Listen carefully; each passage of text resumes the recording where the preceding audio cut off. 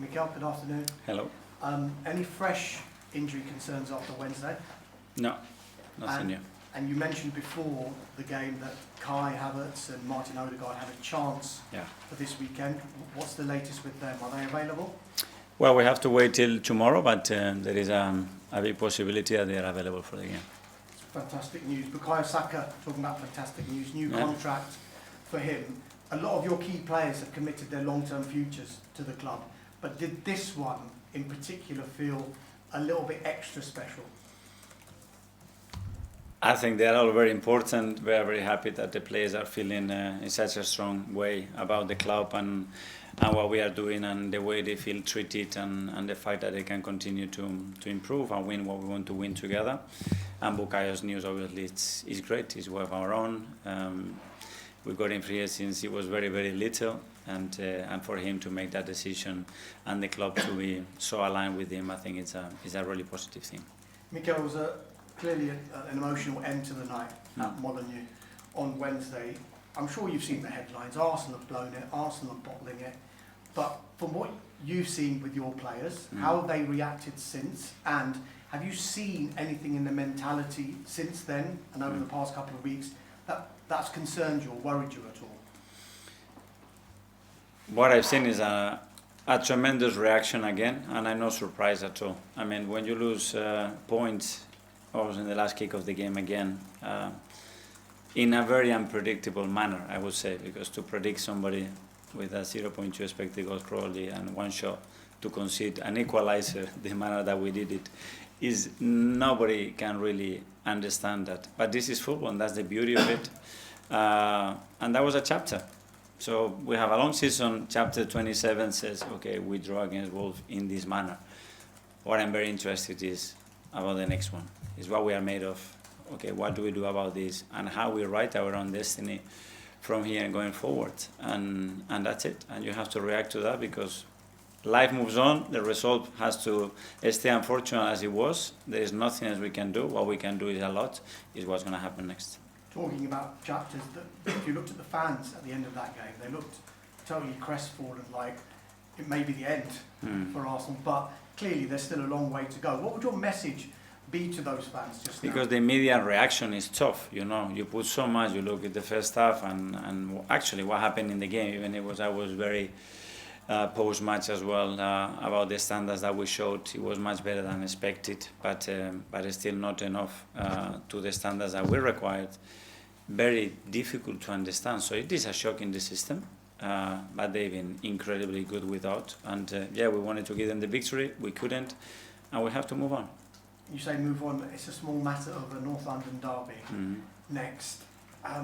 Tottenham Hotspur may see this as an opportunity to dent your title chances, but from your perspective, is this almost maybe the perfect fixture for Arsenal after what's happened in the last couple of games? It's the one we have after, and it's the one that we cannot wait to play. If we could play today, I think we would all love to play today to get that feeling that we have in our tummies and use it in the right way, and we'll have to show on Sunday. How big a challenge is it preparing for this game, particularly that they've got a new manager? Because I'm sure you would have prepared for Tottenham Hotspur knowing that Thomas Frank is in charge, and this is now his first game in Igor Tudor. Well, I think it's happened 7 times already to us this season, so we are getting used to it. We have analyzed everything that he's done in his career, in different clubs, different formations, the players that they have available, and from there, of course, we will have the capacity to adapt in relation to what the game requires, but the main focus as well is on what we have to do to win. Finally for me, Mikel, I'm sure you've seen the incident in midweek involving Vinicius Junior. Just more on a general theme, have you had conversations with your players if an incident like that was to arise during a game, and have you spoken about what would happen in an instance like that? For example, if they said, I want to walk off the pitch, I don't want to play, is that something that you'd back, that you'd support? Well, that's why we have meetings with the Premier League or UEFA before the season starts to make sure that everybody is very aware of the protocols and what we expect from each other. Obviously, there is no room for racism in this sport. I think we need to stick to that. And then the manner of acting, I think you have to go case by case to understand what's the best option. Thank you very much. Thank you. We'll go to Sarah from the front. Hi, Mikel. Hi. Obviously, it's easy to overanalyze things when a team drops points. But I want to talk about something you just mentioned to Sky there about conceding late. The late goal against Wolves, obviously no one could have predicted that, and it came from a very random situation. But we've got Villa, Liverpool, Sunderland and Man United, goals conceded after the 80-minute mark. Do you believe these are all isolated incidences or mistakes? Or do you believe that towards the end of the match, maybe Arsenal defend too much, soak up too much pressure, and there's something that can be fixed? I think every game has had different situations. We have one as well against Palace in the Carabao Cup as well in the 90-something. So yeah, there are different situations to analyze. Certainly, it's not the intention to defend any result. That's not the mindset of the players. Sometimes you have to be creative with opposition, and sometimes because you are not doing exactly what the game demands in certain aspects with the ball, which is more what happened on that one, but soaking pressure without conceding a single shot as well, which is the reality of what happened. The Villa one was, in my opinion, very different the last 7 or 8 minutes of that game. We've seen Zubimendi and Timber's stats, they're the highest outfield players for their minutes this season, and we could say, as we approach 12 games left, they're looking fatigued and their level of drop, which is normal. For me, they look great. Yeah, but they do, obviously, it's normal for some players to drop. But I've asked you previously about Norgard, I'm going to ask you again. When it comes to sometimes when players do that regular drop in performance, what are you assessing ahead of picking your team that maybe Norgard can't come in sometimes and replace Zubimendi? Well, we played with Christian. Declan has played there as well. We have changed a lot of players in the team. So it's depending on the kind of game that we expect. Who do we believe is in the best condition? And that's, as you said, physically, mentally, or technically and tactically to deliver what we required. Ian, talk to. Hi Mikel, how are you? Good, thank you. While over the last 48 hours, as you've already been asked, people are saying, have Arsenal bottled it or blown the title? I was wondering, is everybody losing a bit of perspective here? Because you're still 5 points clear at the top, you're still through to the quarterfinals of the Champions League, you're still into a League Cup final, and still in the FA Cup. Do you think the wider world are losing a bit of perspective and having a go? No, because I think everybody has his own opinion, and his perspective is the right one. I think if we all have an individual book, I don't know what your book would say, what you predicted 3 months ago, 5, 7, 8, it will be very interesting to go through yours and understand how you predict it or how you see the season going. We have ourselves a very clear instruction, is we have to live the present. And what we did in the past is great, but we have to live the present. And the present is beautiful. We are exactly what we want to be in every competition. And what is there to play, we need to earn it like we've done in the last 7 or 8 months. So you're a better manager now than you were this time last year. Is it just now for you about keeping calm, keeping everybody else here calm? Yeah, keeping calm, keeping my eyes open, my ears open, and understanding what the players need to give their best. That's it. And what the things that we have to tweak every day, every game, to keep doing what we are doing, which is winning a lot of games and being in the position that we want to be. Final one from me. You used 4 words just now, which I thought were very interesting. Write your own destiny. Arsenal's players want to write their own destiny. For me, this North London derby is one of the biggest in decades. I know they've won the title at White Hart Lane, but with Spurs possibly in a relegation fight, you go for the title. Is it the biggest North London derby for a long, long time? I don't know. For us, it's the most important one because it's the one that we have in a few days' time, and the one that is going to give us the chance to be closer to achieve what we want. Good luck. Alex, BBC. Hi, Mikel. Hi. Supporters will be expecting a reaction after a disappointing result in midweek. It's going to be a tense and emotional game in the North London derby, as it always is. Can you use those feelings in a positive way? Well, that's what we are trying to do, and that's the instant reaction. First of all is pain, and after that is, okay, what can I do about it? And that's it. That is not any other thing that we have to do. Now what we have to do is perform on the pitch. The words are clear. I was a player. Love me when I draw or when I lose. When I win, to love you when I win is very, very easy. You have to love the players and be next to them when they need it the most. Did you have to love them a lot after the game the other night? You were seen trying to keep the players calm towards the back. And were you surprised with how the tension or the game situation seemed to get to your players? No, because I know how much they want it, and that's part of it. And when you are so keen to achieve what you want to do, and you are putting so much throughout the season, every single day, to get closer and closer to your objective, you are living with that passion. That's very normal. And this one is off the pitch. I'm not sure if you've seen it. Wolves posted a TikTok mocking the way the game played out the other night and how things fell for you.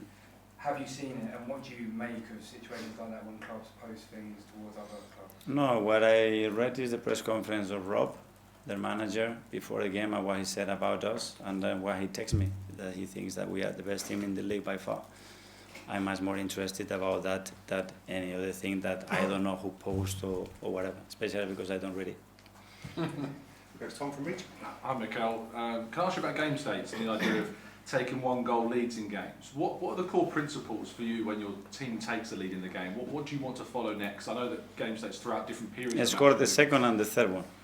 What were you expecting the players to go on to achieve that next goal? Well, attack better, be more dominant in the high press, dominate all the restarts of play, don't give unnecessary fouls, so the goalkeeper can start to put balls in the last line and put the two centre backs up, dominate all the chaos situation, all the things that we want to do, keep the ball under pressure. Since the start of the last season, Arsenal dropped 28 points from winning positions in games. What have you identified from the analysis, from the retrospect, that has led to that, and what's being done to kind of address that? That if we address that, we are the best team in the world and unstoppable, because we will be 30 points or 32 points ahead of everybody else. Athletic. Hi, Mikel. You mentioned margins after the Wolves game, and it's a word you've used before as well. I was wondering, when you look at those margins and wanting to widen them, is it something you see as something happening by chance with goals, or is it deeper than that? Goals for or against? Both. Well, against very unpredictable to predict the kind of goals that we conceded. The Brentford one from a throw-in, much more. What we can do before that to prevent that happening is still improvable. And in attacking process, yeah, the first half are very different outcomes. In the second half as well, very, very open situation. We didn't even finish with a chance, so a lot of room to improve. And just on Saka and Havertz, you said Havertz has a possibility of being available, and both of those players have played as some number 10s recently. Yeah. I was just wondering, with them both available, would you, I guess, like using them in a combination that you haven't so far? So, I don't know, with Kai being able to play yeah, positions. We can. Depends as well on the availability of those players in terms of the load that he can absorb. Bukayo was okay to start the game, but we knew that he could not finish the game, so we had to get him out because probably he was going to start to cramp or take a risk with the previous injury that he had, and we didn't want to do that. So depending the state of the player, how much we can use them. Okay, we'll do the last couple now. Matt from Standard. Hi, Miguel. Is Leo okay for Sunday? Look like Yeah, he's fine, yeah. And you've had a lot of big players sign long-term contracts over the last 6 months. Obviously shows the faith they have in the club. Do you need to now win trophies for that to remain in place and players to still be convinced that this is the right place? Well, up to now, that hasn't been the driving force probably for them to make that decision. So we will see from here forward. I don't know. And for the players, obviously this is the 4th season in a row now you're coming into this time of the season, still being in the thick end of the title race. Do you think it's becoming mentally tougher, or is it sort of an advantage having had those experiences? I think it's becoming more and more exciting, because that means that you are closer. The more repeatedly you are in these kind of positions, you're going to win it. The same in the Champions League. You don't get to the quarterfinals for, how long was 20 years? For semi-final, it's impossible. You have no chance. You can dream whatever, but you have no chance. So first of all, you have to be there, and then in April or May, it will get decided who is the best, who can get over the line. Okay, James, yes. Hi, Mikel. You mentioned the XG of that first Wolves goal, and you conceded a lot of low XG goals this season, more than I think any other team, if you got the data right. Can you explain why that's happening? Is this a coincidence, or is it, is there something you're doing wrong?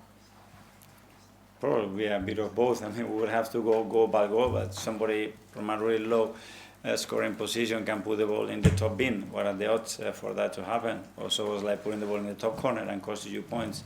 I don't know, depends, and the players here in this league, they have a lot of quality as well. That's a credit to them. And you can see sort of quite a high proportion of your shots and XG and chances from outside the box. Can you be the best team defending in the penalty area and still be the best team defending outside the penalty area?